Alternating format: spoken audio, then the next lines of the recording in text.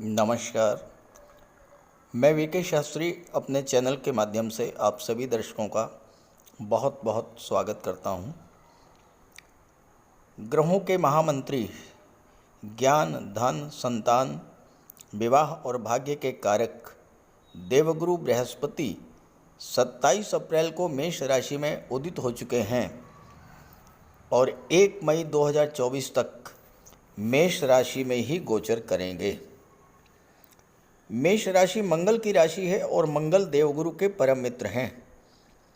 मंगल हैं ग्रहों के सेनापति, देवगुरु हैं ग्रहों के महामंत्री।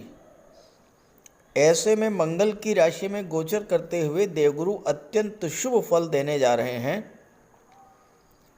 जब कोई ग्रह अस्त होता है तो वो अपना पूरा फल देने में सक्षम नहीं होता, लेकिन जैसे ही वह ग्रह अस्त से उदित होता है तो नए बल, नई ऊर्जा के साथ अपना पूरा फल देना शुरू कर देता है। और गुरु का उदित होना आप सभी जातकों के लिए अत्यंत शुभ फल देने वाला है। सबसे पहला प्रभाव तो आप यही देखिए कि मई और जून में विवाह के सर्वाधिक शुभ मुहूर्त बन रहे हैं और ये देवगुरु की ही कृपा है, क्योंकि देवगुरु विवाह के कारक होते हैं। हालांकि गुरु के साथ 30 अक्टूबर तक राहु का भी गोचर है, लेकिन अगर आपने राहु को मैनेज कर लिया, अगर आपने राहु के कारक तत्वों से अपने आप को जोड़ लिया, तो यही गुरु राहु युति आपको वो सब कुछ देने वाली होगी जो आप पाना चाहते हैं। तो गुरु के उदित होने का मेष राशि के जातकों के जीवन पर क्या प्रभाव पड़ेगा, इसी का विश्लेषण करेंगे इस वीडियो में। ये विश्लेषण आपकी चंद्र राशि के आधार पर किया जा रहा है और वीडियो के अंत में मैं आपको देवगुरु बृहस्पति और राहु दोनों के उपाय बताऊंगा और उपाय जरूर कीजिएगा, बहुत लाभ होगा। साथ ही साथ कमेंट बॉक्स में किसी भी अनजान व्यक्ति के द्वारा दिए गए नंबर पर भूल करके भी कांटेक्ट मत कीजिएगा, आपके साथ फ्रॉड हो सकता है। तो यह है मेष राशि के जातकों की कुंडली। देवगुरु का गोचर आपके लग्न भाव में है और यहाँ देवगुरु बहुत ही महत्वपूर्ण स्थिति में है, क्योंकि देवगुरु भाग्य भाव के स्वामी हैं और विदेश भाव के स्वामी हैं। भाग्य भाव के और विदेश भाव के स्वामी होकर के लग्न में गोचर करना सीधा सा अर्थ है कि विदेश से जुड़ने पर भाग्य आपका पूरी तरह से सपोर्ट करेगा। और राहु यहाँ पर लाभ के भाव के स्वामी हैं। देखिए 11 लिखा हुआ है लाभ के भाव में। 11 का मतलब है कुंभ राशि। कुंभ राशि के स्वामी शनि भी होते हैं और राहु भी होते हैं। राहु लाभ के भाव के स्वामी हैं और लाभ के भाव से राहु का संबंध बने तो इससे ज़्यादा धन कोई भी ग्रह नहीं दे सकता है। अब गुरु की दृष्टियों की अगर हम बात करें तो गुरु की दृष्टि पंचम पर, सप्तम पर और नवम पर कुंडली के सबसे महत्वपूर्ण भाव पर पड़ेगी, क्योंकि पंचम भाव संतान और शिक्षा का होता है, लव रोमांस का होता है, क्रिएटिविटी का होता है, आपके इष्ट देव का होता है, आपके पूर्व संचित कर्मों का होता है। सप्तम दाम्पत्य सुखों का, विवाह का, पार्टनरशिप का, और नवम भाव आपके भाग्य का होता है, आपके पिता का होता है, आपके गुरु का होता है, तीर्थ यात्राओं का होता है, धर्म अध्यात्म का होता है। बहुत ही अच्छी स्थिति में, बहुत ही शुभ स्थिति में है आपकी कुंडली में देवगुरु बृहस्पति। अब आपका प्रश्न ये आएगा कि गुरु के साथ राहु भी है और गुरु और राहु की युति चांडाल योग बनाती है, तो फिर गुरु अपना शुभ फल कैसे प्रदान करेंगे? मैं आपको बता दूं कि जब दो ग्रह एक साथ युति बना करके बैठते हैं तो एक ग्रह को एक्टिवेट कीजिए, दूसरा एक्टिवेट हो जाता है। यहाँ गुरु और राहु एक साथ हैं, राहु को एक्टिवेट कर दीजिए, गुरु स्वतः एक्टिवेट हो जाएंगे। अब राहु क्या है? राहु है विदेश के कारक, और गुरु हैं विदेश भाव के स्वामी। आप ये प्रश्न जरूर करेंगे कि अपने सभी वीडियोस में जहाँ भी राहु का जिक्र होता है तो वहाँ पर मैं विदेश पर विशेष बल देता हूँ। आप बताइए स्वयं, मैं आपसे प्रश्न करता हूँ, आज के समय में कौन ऐसा नहीं है जो विदेश से किसी न किसी तरह से जुड़ा हो। जो छात्र हैं, उच्च शिक्षा ग्रहण कर रहे हैं, चाहे मेडिकल के क्षेत्र में, इंजीनियरिंग के क्षेत्र में, आईटी सेक्टर, कला का क्षेत्र, वाणिज्य का क्षेत्र, किसी भी क्षेत्र की उच्च शिक्षा प्राप्त कर रहे हैं, वो विदेश में ही तो उच्च शिक्षा प्राप्त कर रहे हैं। विदेश यानी मातृभूमि से दूर। आप यूपी में हैं, आप दिल्ली में हायर एजुकेशन के लिए जा रहे हैं, महाराष्ट्र में हायर एजुकेशन के लिए जा रहे हैं, गुजरात में हायर एजुकेशन के लिए जा रहे हैं, तो क्या है ये विदेश ही तो है। विदेश का मतलब मातृभूमि से दूर।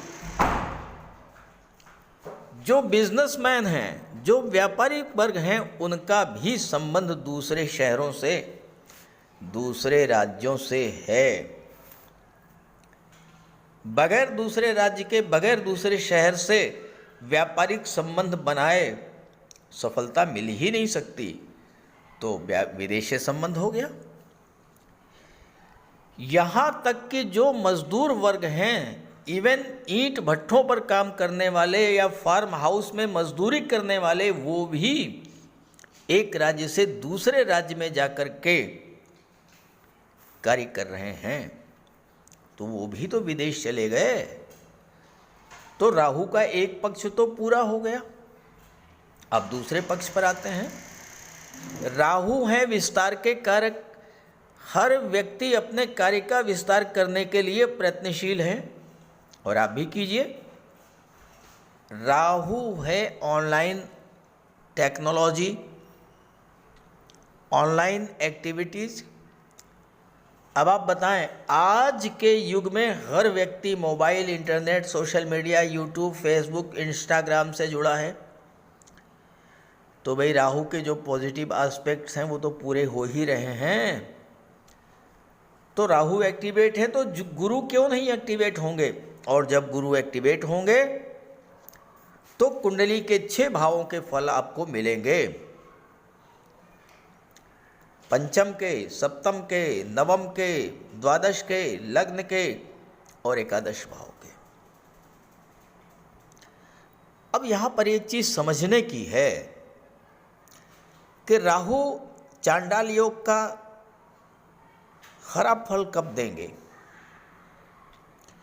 अब अगर आप खुद ही आलस्य करें, अनैतिक कार्यों से अपने आप को जोड़ लें, तो गुरु क्या करेंगे। तो राहु का नेगेटिव फल तो मिलेगा या ना आपको। राहु का नेगेटिव एस्पेक्ट क्या है, इलीगल एक्टिविटीज़, अनैतिक कार्य। और जब आप इलीगल एक्टिविटीज से जुड़ेंगे तो डर भी होगा, भय भी होगा, डिप्रेशन भी होगा, चिंता भी होगा, तनाव भी होगा।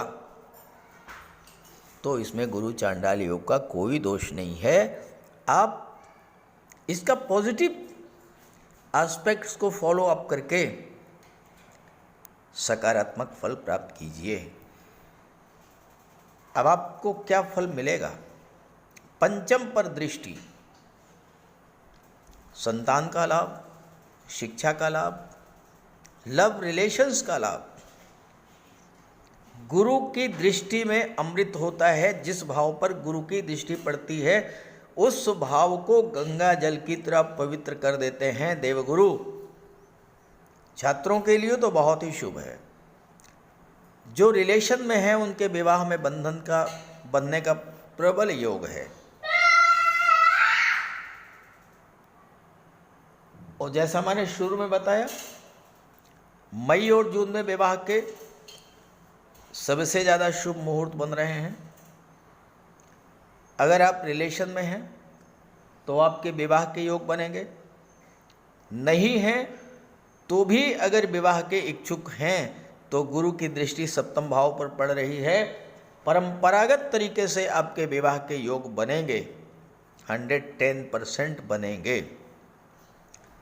विवाह से आपको लाभ होगा क्योंकि राहु है लाभ के स्वामी। कैसे लाभ होगा? विवाह के पश्चात धन का लाभ होगा। आपके जीवन साथी, जीवन संगिनी या तो जॉब में हो सकती हैं या कोई प्राइवेट व्यापार व्यवसाय हो सकता है।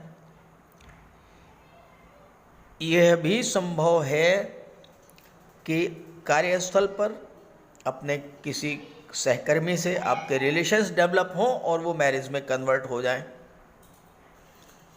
और ये भी संभव है कि विवाह के पूर्व आपकी आर्थिक स्थिति कितनी भी खराब हो, लेकिन विवाह के बाद आर्थिक स्थिति अत्यंत सुदृढ़ हो जाएगी। दृष्टि पड़ेगी नवम भाव पर। इस पूरे गोचर काल में भाग्य का पूरा आपको सपोर्ट मिलेगा, पिता गुरु का आशीर्वाद मिलेगा। हाँ, ध्यान रखें, इस पूरे गोचर काल में 30 अक्टूबर के पहले आप यात्रा दे दर्शन के लिए जाएं, तीर्थ यात्रा पर जाएं। कम से कम एक बार अगर आपने गंगा स्नान कर लिया तो आप समझ लीजिए कि आपको सारे शुभ फल प्राप्त होंगे। और राहु विदेश के कारक हैं, गुरु विदेश भाव के स्वामी हैं, तो विदेशों से संबंधित हर कार्य में आपको सफलता मिलने जा रही है। चाहे वो विदेश में नौकरी हो, चाहे विदेशी व्यापार हो, चाहे विदेश में सेटल हो, चाहे विदेश में प्रॉपर्टी खरीदनी हो, हर तरफ से आपको सफलता मिलेगी। हाँ, एक बात का ध्यान रखना है कि 12वां भाव धर्म अध्यात्म का भी होता है, तो धर्म अध्यात्म से अपने आप को जोड़िए, ईश्वर में आस्था रखिए। आप देखिए, गुरु और राहु की युति आपको बहुत बड़ा लाभ देने जा रही है। फिर भी और अधिक लाभ लेने के लिए गुरु राहु का उपाय जरूर कीजिएगा। बात करते हैं उपायों पर। कुंडली में देवगुरु बृहस्पति का बहुत ही महत्वपूर्ण स्थान है, क्योंकि देवगुरु कुंडली के पंचम और नवम भाव के कारक होते हैं। पंचम भाव से संतान का विचार किया जाता है, शिक्षा का विचार किया जाता है, और नवम भाव से भाग्य का विचार किया जाता है। गुरु ग्रह भाग्य के लिए जिम्मेदार माने जाते हैं और किसी भी कार्य की सफलता के लिए देवगुरु का मजबूत होना बहुत ज़रूरी है। जब कुंडली में देवगुरु मजबूत होते हैं तो भाग्य का साथ मिलता है, जिस काम में हाथ डालते हैं वो सफल होता है, विवाह समय से होता है, शिक्षा अच्छी मिलती है, गुरु की कृपा रहती है, धन की प्राप्ति होती है। तो देवगुरु के लिए कुछ उपाय बताने जा रहा हूँ, उपाय ज़रूर कीजिएगा। अगर आपकी जन्म कुंडली में गुरु कमज़ोर स्थिति में है तो आपको गुरुवार का व्रत करना चाहिए। स्नान करते समय जल में आधा चम्मच हल्दी डालकर स्नान करें। स्नान के बाद पीले रंग के वस्त्र धारण करें और साथ ही साथ केसर या हल्दी का तिलक लगाएं। और गुरुवार के दिन भगवान विष्णु की उपासना करें। घर में केले का एक वृक्ष लगा लें, उसकी पूजा करें, उसकी सेवा करें। भोजन में चने के बेसन, चीनी और घी से बने लड्डू का सेवन करें और अपनी क्षमता के अनुसार पीले वस्त्र, हल्दी, शहद, धार्मिक पुस्तकें, इन सब का दान कर सकते हैं। अगर गुरु ग्रह कमज़ोर है तो पुखराज धारण करें, लेकिन इसके लिए किसी योग्य ज्योतिषी की सलाह ले लें। माता पिता, गुरु और बुज़ुर्गों का सम्मान करें, उनकी देखभाल करें और उनका आशीर्वाद प्राप्त करें। साफ सफाई रखें, गुरु की सेवा करें और दही और चावल गरीबों को खिलाएं। किसी गरीब को, किसी दिव्यांग व्यक्ति को भोजन कराएं। किसी वृद्धाश्रम में जाकर के वृद्धों के साथ कुछ समय बिताएं, उनकी समस्याओं को जानें समझें।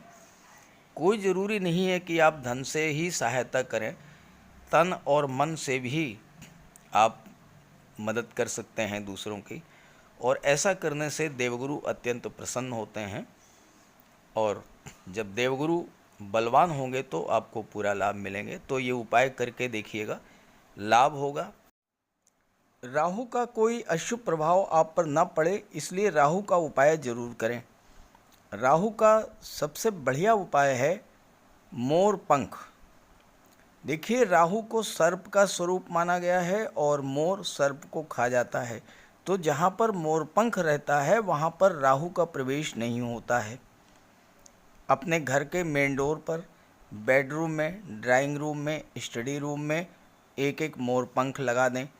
एक मोर पंख अपने तकिए के नीचे रखें। जहाँ पर आप कार्य करते हैं ऑफिस में, वहाँ भी मोर पंख आप रखें। और अपने बैग में एक मोर पंख ज़रूर रखें और एक सुरमे की डिबिया, ये दो चीज़ें अपने बैग में हमेशा रखें।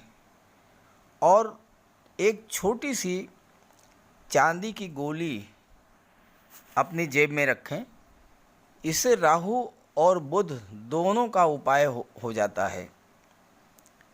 काले कुत्ते को भोजन दें, काली गाय की सेवा करें। इससे राहु, केतु और शनि तीनों ही प्रसन्न होते हैं। कुष्ठ आश्रम में जाकर के या दिव्यांगों को भोजन का दान दें। और एक नारियल शनिवार के दिन अंधेरा होने पर अपने सिर के एंटी क्लॉकवाइज 7 बार घुमा करके नदी में बहा दें। दुर्गा माता का आशीर्वाद प्राप्त करें। दुर्गा चालीसा का पाठ करें। सोमवार के दिन शिवलिंग पर अभिषेक करें। सफ़ेद चंदन का टीका लगाएं और एक सफ़ेद चंदन का टुकड़ा अपने पास रखें। घर में कपूर की धूनी दें। ये छोटे छोटे से उपाय हैं। अगर आप इन उपायों को करते हैं तो निश्चित रूप से राहु के सभी शुभ फल आपको प्राप्त होंगे। तो उपाय ज़रूर कीजिएगा, लाभ मिलेगा। और जब लाभ हो तो कमेंट करके बताइएगा और ये वीडियो अपने साथियों को, अपने मित्रों को भी शेयर कर दीजिएगा। नमस्कार।